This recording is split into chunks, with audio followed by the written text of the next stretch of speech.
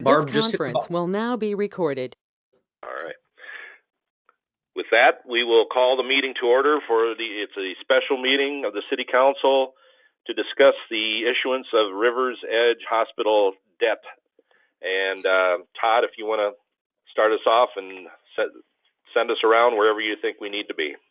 All right, so first we'll listen to Shannon Sweeney. As you know, Shannon's with David Drown and Associates, so he's usually even though he's a consultant for us, we treat him like a staff member here for these items. So Shannon, if you want to kick it off, and then I think we'll hear from Sally and Lori, and then we'll visit with Daniel if you have any specific questions, and then Nate at the end. So Shannon, if you wouldn't mind. Sure. I was a bit late to the game, but I did draft a memo for the packet. Ultimately, Rivers Edge staff initiated an application to the Paycheck Protection PPP that the SBA or U.S. Small Business Administration is offering. The program was created as a direct incentive for employers to keep their workers on payroll during the pandemic.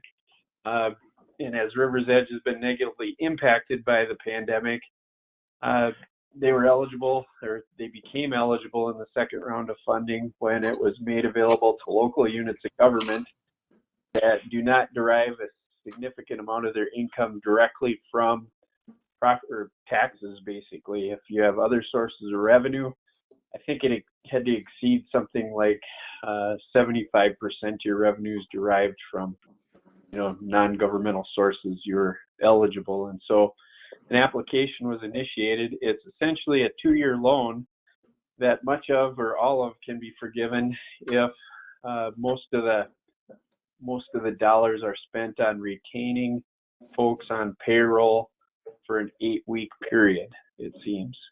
And so it's expected, or at least in my review of the guidelines, I would expect that the bulk, of the requested funds would be forgiven as long as they're applied to payroll costs for retaining people on staff, when we might not otherwise have had the tasks or the ability to do so. The application, again, has been submitted. It's the Rivers Edge is an eligible entity. Dan, ultimately, as a public entity created by Minnesota statute, the city is required to issue debt in the form of a bond. And so we've had Mr. Burns from Taft drafting documents and incorporating provisions that are normally utilized in a private loan transaction into stuff that would be acceptable under Minnesota statute. One of the issues we wanted to make sure we were clear of was that covenants on existing debt that didn't allow the hospital to incur additional debt, were either waived or we figured out a way to accommodate those. We did receive a waiver from People's Bank Midwest, who had covenants that did restrict our ability to take on additional debt at the hospital. They're very familiar with the program. They immediately signed a waiver saying they, supported the application. We requested a waiver from Bremer Bank, our temporary lender. In my reading of the documents, I don't think there's a direct covenant that applies to this, but ultimately it was suggested that we ask for a waiver anyway. We have asked for it. The initial reaction from staff there was that they would supply it, and they thought by the end of the day on Friday of last week, but we have not received it yet. And I did email the gentleman again today, requesting that waiver. So larger organization may take a little bit more time to get that from them, but the initial reaction was positive that we'd receive the waiver. Our understanding is that we have to have an approval in place by May 7th in order to be able to close on this loan, which is why, the special action has been requested before the council tonight. So more than happy to answer questions on my part. Okay, do we want to hear from the other gentlemen before we go to questions? Yeah, if we can, Mr. Mayor, let's Sally and then Lori and Joe, if you guys have anything. Sally, why don't you go first if you have anything to add? All right. First, I'm going to apologize. I thought you were referring to the other, to Nate and Daniel that were there. So Sally, go ahead. Nothing further to add. They've done a nice job up at the hospital pulling us all together. All right, thanks, Sally. Lori, Joe, how about you guys? Do you have anything else to add to this? Just a couple of comments. One, we have worked very, very hard to not furlough staff and to keep them occupied here. That has been very difficult when we have not been able to do elective surgeries, which most of our orthopedic surgeries are. This money goes a long way to keeping our staff on while people decide how soon we can come back. I have no problems at all stating that we will more than use that money in payroll and pension and health insurance costs. And so the anticipation is that the entire amount should be forgiven relatively quickly. I kind of started this ball rolling because we heard that that local governmental entities were now eligible, but that the money was not going to last long. So I did file the application knowing that it probably wasn't going to be that easy, but kind of hoping it would be.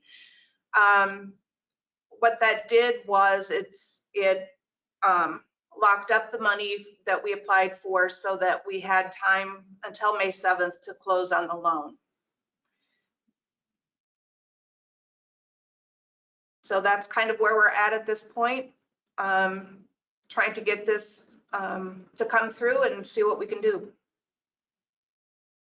Thanks, Lori. Joe, anything else from you guys?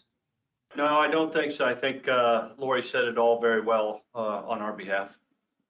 It's also important to note that we do need and are having a special hospital meeting to provide their approval as well. That's required as a part of this. So with that, Daniel from our bond counsel, what used to be Briggs & Morgan, which is now called Taft. Daniel, I don't know if you have anything to add. Shannon and Lori has done a good job of summarizing the transaction. The only two things I would add for sort of that perspective of bond counsel, when the city of St. Peter issues a note, different options are to have a taxable versus tax exempt, a GO bond, general obligation of the city versus not. This particular note is taxable, so it doesn't have to follow certain rules and regulations of the IRS. And we also have not made it a GO note, so this note is also not backed by the full faith and credit of the city. So we really narrowed this down. I mean, as it's been explained, this SBA PP loan is made in a way that's supposed to be forgivable. The hospital saying, yeah, we're absolutely going to use this loan for the permitted expenditures so that it is forgivable. That application to the bank will be made, I think, in 8 weeks following closing to actually become forgivable.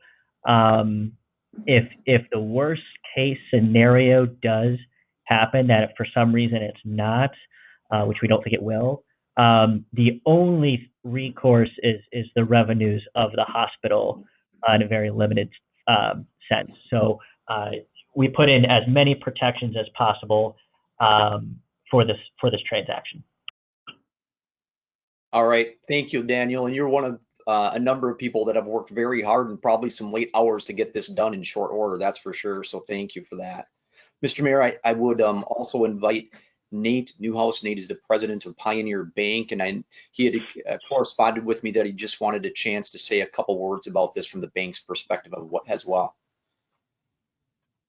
Thank you very much. And I don't necessarily need to say a whole lot. I just wanted to make sure I'm here in case anybody has any questions about the program in particular. And I appreciate the points everybody else has made. And I appreciate the board coming together, or the council coming together so quickly. But just so everybody understands the timeline, the application was made last Monday, which was the first day of eligibility for round 2. And it made sense to accept the application immediately and get the loan registered as quickly as possible. A lot of analysts were predicting that the funding for this round 2 of the PPP was going to run out in less than 4 days. It hasn't yet, but we wanted to make sure we got the money earmarked right away anyway. So we did that, and one of the guidelines we operate under with the SBA for the PPP program is that the funding has to occur within 10 days of registration. And that's what's creating the deadline to fund the loan by this Thursday, May 7th, if we're going to go forward. So that's the reason for this. And if anybody has any questions, I'm happy to answer them. But thank you very much. Thanks, Nate, very much. Mr. Mayor, I'd turn it over to you again. Okay, we'll go around for questions if anybody has any of anyone that's there tonight, and we're going to start tonight with Ed. I have no questions. I think it's a good program, and it's a good thing the hospital got in on it. All right, Shannon. No questions, thank you. All right, Carrie. Yes. So I'm very familiar with this program. We did our own application for this at the business where I work. I think it's a great program. I think it makes a lot of sense that you got the ball rolling as soon as you could to get the application submitted. The way that Rivers Edge is negatively impacted due to COVID-19, you've talked about this. It's primarily due to inability to do elective surgeries right now under the governor's order. Does this also impact the food service operation you have and other types of workers that are working at the hospital that maybe there's lack of work due to this issue in the order as a result of COVID-19? All of the employees at Rivers Edge are impacted by this. We've seen voluntary reduction in hours from some of our people. Our registration staff are at loose ends. Some of the billers are working from home, but they're starting to run out of work to do as well. Basically, whenever revenue stops, we're hurting all departments. There aren't patients in house for the food service people to feed, so there's only so much make work that we can do to try and keep them as whole as possible. We've been doing all kinds of things. They've been working on their continuing education. They have been doing some cross-training. We've cross-trained med-surg folks to ED. I think folks thought that the surge would come and impact us a lot differently than it has so far. That doesn't mean that it won't, but usually when we lose the elective surgery, some of the medical pieces would come back online, and that is not an automatic and immediate thing. So this impacts just about every department in the hospital. Food service, rehab, or therapy, billing, the surgery staff, med-surg. Our ED numbers are actually down, so we aren't putting extra staff in there right now. So yeah, everyone, food service, everybody. And have you thought about, and I'm sure you have, through the next 8 weeks, if there's continues to be lack of work, do you use, in order to pay this via payroll, do you use this for paid leave or some of those other benefits that would allow people to continue being compensated even if there is a lack of work? We can always find something for people to do. There's a couple of new things coming up. Some of our folks are having daycare issues, so we're trying to work on some temporary daycare for workers that their daycares have closed or don't want hospital employee children. We've worked on trying to develop other program and training. We're looking at how do we make our services available online in some way, shape, or form. In fact, Nicole from LiveWell is running classes over Zoom just to keep in touch with her patients because they look for that contact. So there's been a lot of creative ways of trying to keep things moving as much as we can without people being too bored. We are seeing some patients, but we're seeing 4 patients maybe a day on the inpatient side instead of the 10 to 12 that we normally have. So, there are things to do, and there's always work to do on quality control and compliance and things like that. But they would really rather be working than being at home too. So. So it sounds like you're using this 8 weeks creatively and using opportunities for cross training and other development or other creative ways to keep people at work working, and that sounds really good. So thanks for answering those questions. I think this is a great program. I'm glad that you applied so quickly to increase the opportunities of accessing it. And thanks to everyone else who helped get the ball rolling to make it happen so that we could be discussing this tonight as well. Thank you, Mr. Mayor. Those were my questions. Okay. Steve? I have no questions, Mr. Mayor. Okay. Emily? I have no questions, just echoing my thanks for the staff who got this going so quickly. This is a great program. Okay. Brad?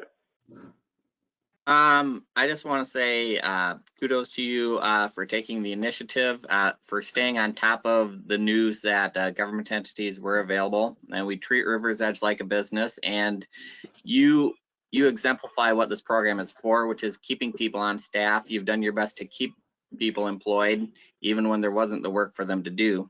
So being able to use these funds for the intended purpose, I think you deserve a lot of credit, and just for standing up for your employees. Thank you for all your work you do and for taking the initiative to get this done. Thank you. Right. The resolution providing for the issuance and sale of taxable hospital revenue note for 2020 for Rivers Edge appears on pages 4 through 8. Is there a motion for approval? Noel moves. Rufa will Well, second. one, I heard. I'm sorry. Who was second? Emily will second. Emily second. Shannon 1, Emily 2. Todd, did you have any, before we ask for a roll call, did you have anything to add, or anybody else? I do not, Mr. Mayor. Okay. If that is the case, Barb, call the roll, please. Mayor Zeman. Aye. Councilmember Ed Johnson. Aye. Councilmember Noel. Aye. Councilmember Carrie Johnson. Aye. Councilmember Grahams. Aye. Councilmember Bruflat. Aye. Councilmember DeVos. Aye. Resolution is approved, and thanks everyone again. I know it's been said, but thanks again for all your work in doing this, and locally and with Nate and David and Shannon. We do appreciate all your efforts. If there is nothing else to be commented on this subject, I will ask for a motion to adjourn this meeting. Carrie Johnson moves to adjourn. Emily will second. Okay, Carrie Johnson 1, Emily 2. All in favor of adjournment, please signify by saying aye. Aye. Aye. Opposed? We are adjourned for the special meeting of the City Council for May 4th, 2020 at 5:49 p.m. Thanks again.